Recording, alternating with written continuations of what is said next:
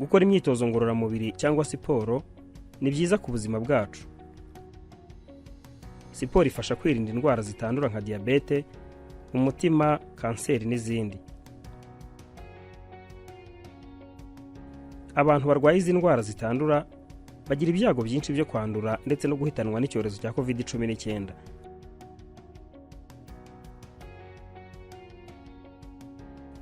Muri iki gihe twugarijwe na COVID-19,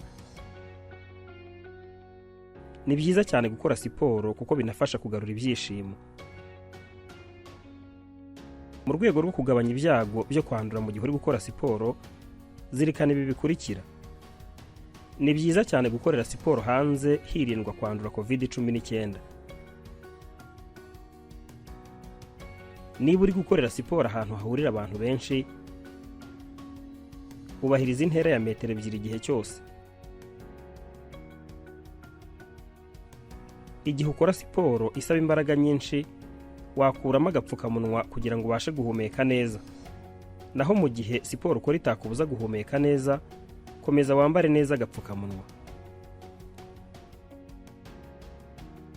Abantu bafite ibimenyetso cyangwa abanduye COVID-19 ntibemerewe kugera ahakorerwa siporo n'abantu benshi.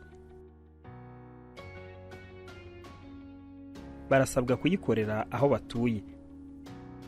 Ukeneye ibindi bisobanuro cyangwa ubufasha ku birebana na COVID-19, wakwifashisha nimero itishyurwa ari 114.